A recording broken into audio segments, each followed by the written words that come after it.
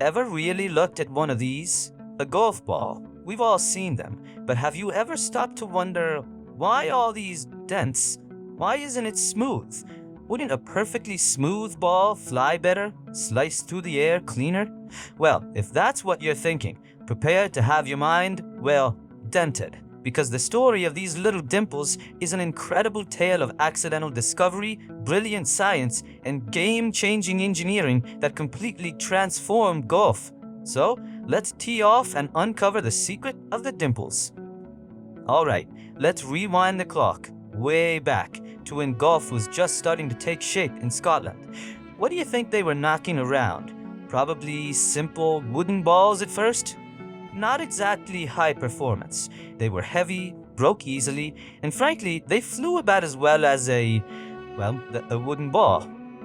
Then came a fancy invention called the feathery. Picture this, a leather pouch, painstakingly stuffed with wet goose feathers, a hatful of them apparently, then stitched up and left to dry. The result was a hard, roundish ball.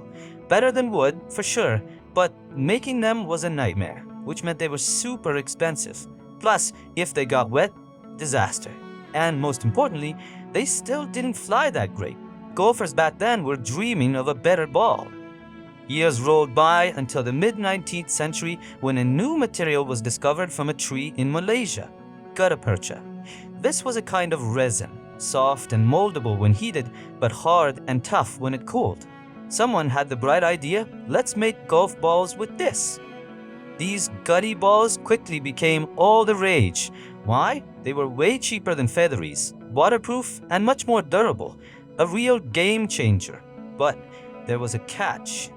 These early gutty balls were perfectly smooth. And this, my friends, is where our main story tees off. Golfers started noticing something odd. Older gutty balls, the ones that were scuffed up, full of nicks and dents from being hit a lot, actually seemed to fly better and further than brand new, smooth ones. At first, they probably thought it was a fluke, but the pennies slowly dropped. These scratches and dents were doing something to make the ball fly better. Some players even started deliberately hammering patterns onto their new balls. Okay, science time. How on earth can a rough surface fly better than a smooth one? This is where aerodynamics steps onto the fairway. Look, when a smooth ball flies through the air flows over it. But behind the ball, the air can't quite follow the curve and separates from the surface, creating a big, messy, low-pressure zone. This zone acts like an invisible parachute, pulling the ball backward. That's called drag. The bigger this messy zone, the more drag, and the sooner the ball slows down and drops. So, what do the dimples do?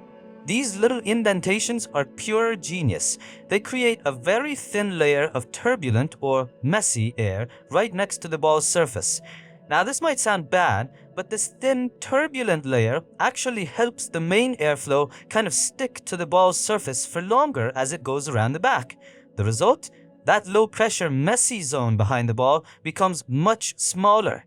So, dimples equal controlled turbulence near the surface, which equals a massive reduction in that invisible parachute, drag, leading to a longer, more stable flight. But wait, there's more. These dimples do another clever thing. By changing the airflow, they also generate a bit of lift, an upward force that helps the ball stay in the air longer. Incredible, right? Such a small change to the surface makes a huge difference. A dimpled golf ball can fly up to twice as far as a smooth one of the same size and weight. That accidental discovery meant nobody wanted smooth golf balls anymore. At first, they just created various patterns by hand or with simple molds. But as science and technology advanced, engineers got involved. It wasn't about hammering anymore, it was about precision engineering.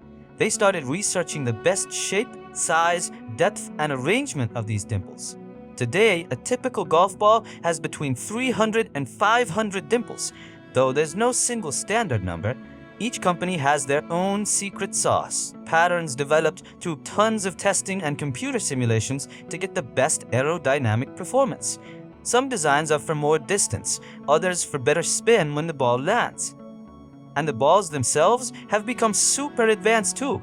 They're not just one piece of gutta percha anymore. Modern balls have a multi-layer construction, a central core, usually high-tech rubber, one or more middle layers, and a durable outer cover where the dimples live. Each layer is made from specific materials to control things like speed, spin, and the feel of the ball when you hit it. Of course, there are strict rules about the size and weight of a golf ball to keep the game fair for everyone. For example, a regulation golf ball can't be smaller than 1.68 inches, that's 42.67 millimeters, and can't weigh more than 1.62 ounces, which is 45.93 grams. So you see the incredible story behind these seemingly simple dimples. From wooden balls and pricey featheries, we got to the gutta percha revolution and that amazing accidental discovery that a rough surface could fly better. Then aerodynamics explained why, and engineers took that discovery to a whole new level. Fun fact, the speed of a golf ball right after being hit by a pro golfer can exceed 185 miles per hour. That's nearly 200 kilometers per hour. And that stable, long flight wouldn't be possible without these genius dimples. So, the next time you see a golf ball, remember those dimples aren't just for decoration or tradition.